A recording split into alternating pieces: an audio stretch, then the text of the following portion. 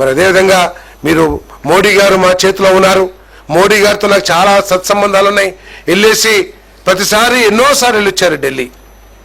ఏ ఒక్కసారి ట్రిప్లో అయినా సరే ఈ రాష్ట్రానికి ఇది సాధించాను అని చెప్పగలిగారా అని చెప్పేసి అడుగుతా ఉన్నా నేను. 6 నెలల ముందు ఎలక్షన్, 6 నెలలకో సంవత్సరం ముందో మోడీ గారు, అదే మోడీ గారు విశాఖపట్నం వచ్చారు. ఎన్నికలైన మళ్ళీ 6 నెలలకి అదే మోడీ గారు విశాఖపట్నం వచ్చారు. తేడా ఏమిటి? అప్పుడు ముఖ్యమంత్రి జగన్మోహన్ రెడ్డి, ఇప్పుడు ముఖ్యమంత్రి చంద్రబాబు నాయుడు గారు, ఉప ముఖ్యమంత్రి పవన్ కళ్యాణ్, యువ నాయకుడు లోకేష్. సాధించింది ఏమిటి? ప్రైవేటైజ్ అయిపోయిందని చెప్పేసి ఉత్తరాంధ్ర ప్రజలు, మొత్తం స్టీల్ కార్మికులందరూ కూడా 1500 రోజులు నిరాహార దీక్షలు చేసిన యుద్ధం విజయం సాధించింది ఈ రాష్ట్ర ప్రభుత్వం అని చెప్పేసి మనం చేస్తాను. మీరు అన్నిసార్లు ఢిల్లీ వెళ్ళి ఏం సాధించారు?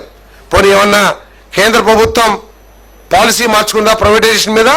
ఇక ప్రైవేటైజేషన్ చేయము, లేదు అన్ని కూడా ప్రభుత్వ రంగంలో అని చెప్పలేదే.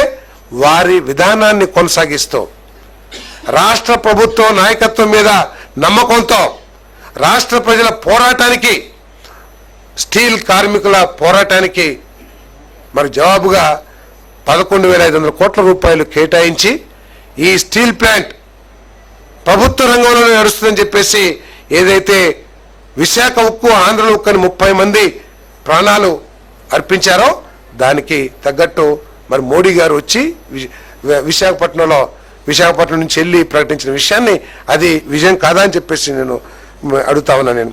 అంతేకాకుండా బీపీసీఎల్ అంటే ఇవన్నీ అవసరం లేదని చెప్పమనండి మీరు. ఒకవేళ రేపు జగన్మోహన్ రెడ్డి గారిని మీటింగ్ పెట్టి బీపీసీఎల్ అక్కర్లేదు, మోడీ గారు శంకుస్థాపన చేసిన 2 లక్షల కోట్ల గ్రీన్ హైడ్రోజన్ అక్కర్లేదు, ఆక్సిలరీ మిట్టలు ఇక్కడికి వచ్చేసి ఈ రాష్ట్రాన్ని దోచుకుంటున్నారు, ఇది మళ్ళీ వరుస వెళ్ళిపోమనండి.